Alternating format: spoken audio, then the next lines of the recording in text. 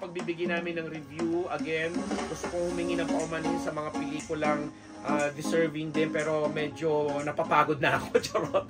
Ito yung mga pelikulang Becky and Badette, ano to? Broken Hearts Trip, at Pedro Penduko. Pasensya na dahil hindi ko na yun na isama dito sa ating mga hilera. But anyway, pag nabigyan pa ako ng pagkakataon at oras, tatalakayin po natin yan sa ibang pagkakataon. But this time, ang pinakahuli po naming re-reviewin, base po sa mga napanood po namin, ay ang Firefly ng GMA Pictures.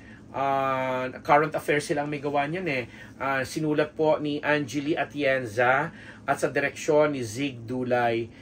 Yun na nga, mula sa GMA Pictures na pinangungunahan ni Yuen Micael, Alessandra De Rossi, Cherry Pay Picache, Epi Quizon, Yayo Aguila, Miguel Tan Felix, Isabel Ortega. Nakabisa ko talaga lahat, And ang ganda nung ito, mga plus points na nakita namin sa movie.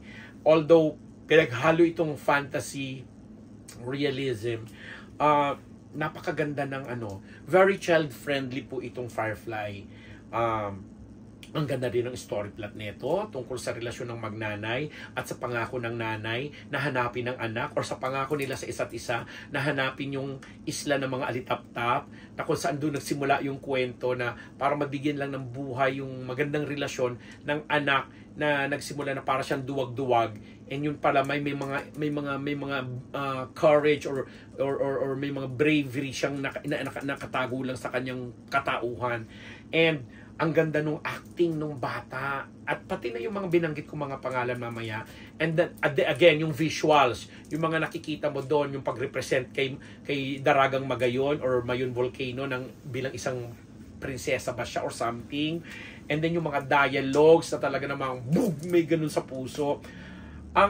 Although yung script niya para siyang dokumentaryo, kasi nga para siyang travel show or para siyang travelogue na may pinupuntahan ng mga lugar, location na ikinuconnect doon sa kwento, and kung paanong pinagagalaw yung emosyon mo at yung kakayahan mo mag-isip doon sa mga eksenang totoo kaya ito?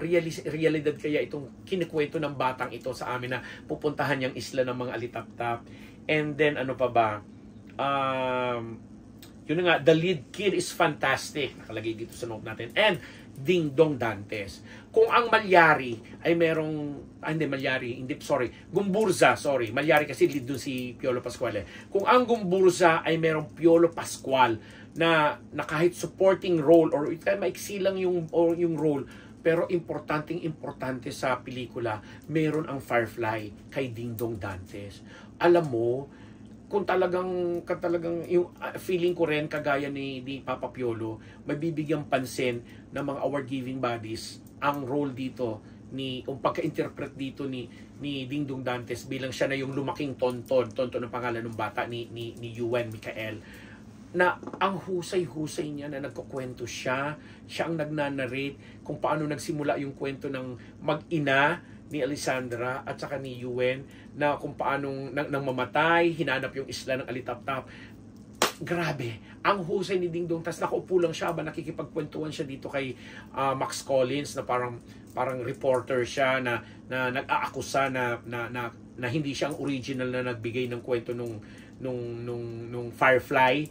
Wow, ang husay ni Ding Dong Dantes, yung pagbabago ng mata na ibang-iba doon siyempre sa karakter niya doon sa Rewind, na napakagaling din niya bilang asawa ni Marian Rivera. Pero dito punong-puno kasi yung Ding Dong Dantes. Yun ang sinasabi ko, naalagaan ni na direct Zig Dulay at saka ni writer Angeli Atienza yung development nung karakter ni Tonton, kahit at present time na siyang nagnanarrate, pero pag nagpa-flashback siya, nakikita mo sa katauhan ni Yuen yung Tonton na nagnanarrate.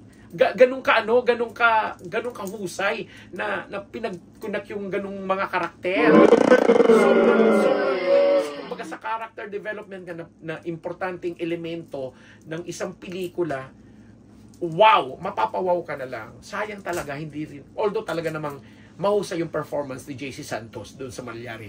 Kaya siguro siya nanalo Best Supporting Actor. But we hope sa mga ibang award-giving bodies dyan, mapansin. Kasi sabi nga, hindi mo kailangan magsusumigaw, hindi mo kailangan mag-iiyak dyan, or hindi mo kailangan makipag-confront kung kanino dyan para ipakita mo ang galing mo sa pag-arte. Kasi yun na nga sinasabi natin dito, isang importanteng factor o elemento ng pag-arte, yung boses, yung voice projection, yung voice acting. Na again, inuulit-ulit ko na ginawa ng napaka-natural at napaka-superb ni Vilma Santos sa When I Met You in Tokyo, kasi yung pag-develop ng karakter niya mula sa na-in love, hanggang sa nawala ng asawa, wow, mararamdaman mo sa boses niya. Gawang-gawa yun dito ni Dingdong Dantes na hindi nagawa naman nga ni Marian Rivera dun sa Rewind. Yun ang kulang kay Marian. Kay Sharon naman, nagawa ng konti, bahagya, pero kulang. Di ba? But anyway, going back to Dingdong dito sa Firefly, yun ang husay.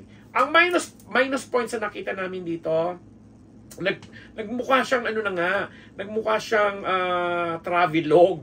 Yung at saka parang kinulang sa effects, parang hindi ko alam kung may kinalaman ng budget or what, kasi ini-expect namin na since sa punto de vista ito ng batang nakaranas na nakakita ng isla ng mga alitap-tap dahil pinangako niya sa nanay niya na napupuntahan at hahanapin sa isang lugar sa Bicol, sa Sorsogon. Nakulangan kami dun sa mga effects na lalo dun sa pag may lumalabas ng aso, na pag nananaginip na siya na yun, parang pinaka naging kalaban niya ng karakter niya. Sayang. But yun lang yung minus points na nakita namin. Kasi, wow, sabi ko nga doon sa isang review ko, sa isang bahagi ng sinulat ko, na parang ngayon ko lang uli na-appreciate yung paggamit ng Mayun Volcano at saka ng Kagsawa Ruins na naging importanteng bahagi ng kwento, na huli ko itong napanood sa pelikulang Langis at Tubig pa noong 80s, na isa ring naging entry sa Metro Manila Film Festival na pinagbida ni Ate V, Dindo Fernando at Ami Austria. At doon sa eksenang si Ami Austria ang taga Bicol, na nakipagtagpo siya doon sa karakter ni Dindo Fernando doon sa backdrop na Kagsawa Ruins. Ganun na ganun pa rin. Ilang years ago na yon, that was 20 years ago or something na. Pero ang eksena, yung location, ganun pa rin. Same thing dito sa Firefly. Pero ito naman, doon nga, dahil may elemento ng pantasya na kunwari, hinahunting itong bata nung kanyang demon, yung nire-represent ng aso. Nasabi nga natin na sana nadagdagan ng effects para mas naging bug ang dating sa amin. But overall, again, ito pala yung naging best picture. First best picture, Firefly, na sinundan ng, tama ba ako, Gumburza, and then Malyari or Gumburza, something, hindi ko na pa maalala, no? And then When I Met You in Tokyo. Diba? So, ang ganda. Bahagi pa rin po ito ng 10 entries sa katatapos lamang na Metro Manila Film Festival na na-extend nga po hanggang January 14. Sana po ay mapanood pa po ninyo paglabas po nitong podcast na ito. At sana dyan sa mga ibang bashers dyan at mga ilang nagmamarunong, sana naman may mapulot kayong something na ang pag-review ng mga pelikula ay hindi lang dinidepende sa iyo. Hindi porke naapektuhan ka, umiyak ka, para sa iyo panalo na. Panalo ng Best Actress, panalo ng Best Actor, hindi po yung ganoon. Sabi nga natin sa larong basketball, kita mo naman kung puro puso at wala yung mga teknikalidad, wala yung mga abilidad na kung paano mong pinapasa ang bola, dinedribble ang bola at nakakagawa ka ng puntos para manalo ka. Wala rin namang saysay kung puro puso yung paiiralin. Kasi hindi ko naman din sinasabing hindi magandang o hindi importanteng elemento yon. Napaka-importante yon. Balance sila nga dapat. So kung may puso yung pelikula, yung storya, yung pagkakaganap ng mga bida, and at the same time natulungan sila ng mga aspeto ng mga binanggit namin mula sa musika, editing, cinematography, costume, makeup, at iba pang mga elemento at ibang aspeto ng paggawa ng kabuuang produksyon, lalo na yung storytelling at kung paano itong binigyang atake ng direktor at ng mga writer. Yun po ang pangkalahatan natin sinasabing dapat binabalanse natin dun sa mga gumaganap, sa nag-i-interpret ng kanilang mga role sa pelikula. And for that, talagang pinapupurihan po namin ang mga pelikulang binanggit po namin. And with all due respect na rin sa mga hindi namin nabanggit, kagaya ng Broken Hearts Trip, ang Becky and Badette na talagang tawang-tawa din ako nang mapanood ko, and ang Pedro Penduko at ang Kampon. Yun yung apat na movies although napanood po namin pero hindi po namin naisama dito sa ginagawa po naming review para sa Unbettable Channel. Muli, ako ang inyong lingkod, ang inyong Papa Unbearable Ambet Nabus. Nagpapasalamat po sa inyong lahat. Diyos mabalos, Diyos marahin na aldaw po sa tuyang gabos.